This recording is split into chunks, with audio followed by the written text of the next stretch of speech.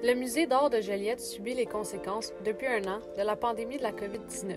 Il a dû constamment s'adapter aux nouvelles directives de la santé publique. Malgré tout, il a connu une hausse du taux de fréquentation durant la dernière année. Que la pandémie a changé pour les lieux culturels, c'est sûr qu'il faut s'adapter sur le plan sanitaire, maintenant sur le plan de la capacité aussi, donc on a un nombre beaucoup plus réduit qu'avant de gens qu'on peut accueillir.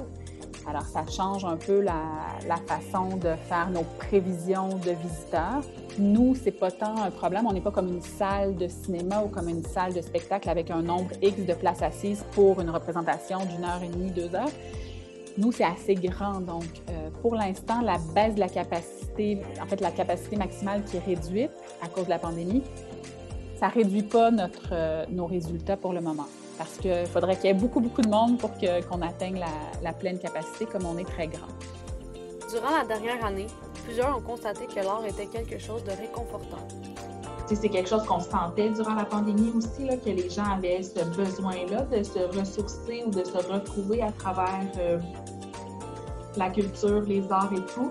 Mais on a encore plus senti cet engouement-là lors de la réouverture, par leurs commentaires, mais aussi là, par la fréquentation qui a augmenté. En fait, là, pour notre art, ça a vraiment eu un point positif. La pandémie En fait, c'est sûr que pendant encore un an, on doit tenir nos activités d'une manière différente et on réfléchit de cette façon-là. Par exemple, pour l'été 2021 au Musée d'art de Joliette, normalement, on aurait eu des activités, des ateliers créatifs avec un guide qui parle, qui échange, qui propose des activités à des gens. Cet été, on le pense, visiteur autonome. Donc, on n'aura pas d'interaction avec quelqu'un. On n'aura pas une médiatrice qui va avoir 30 enfants et leur dire « Voici comment on fait l'activité aujourd'hui ». Non, ça se passe en ligne pour le moment. Et ce que ça fait, c'est forcément que ça nous permet de rejoindre des gens qui sont plus loin. Il est important de ne pas oublier que le contenu en ligne est complémentaire à ce qui se trouve dans le musée. Donc, le développement des publics, là, il se passe de cette façon-là. On a même pour un projet qui s'appelle Musée en quarantaine, des participants qui sont en France qui participent. Donc, c'est super intéressant. Ça nous amène des gens différents, des gens d'un peu plus loin.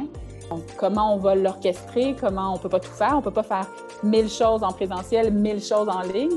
On ne peut pas juste dédoubler tout. Donc, il y a une petite recette là, à réinventer, mais c'est ça qui fait qu'on est un lieu culturel, c'est qu'on est connecté à ce qui se passe dans la société et qu'on l'écoute et qu'on y réagit. Donc, on va toujours se renouveler ou s'ajuster de cette façon-là. La pandémie a permis d'être créatif dans les méthodes et de bien utiliser les outils qui étaient déjà à la disposition des institutions et surtout d'essayer de nouvelles choses.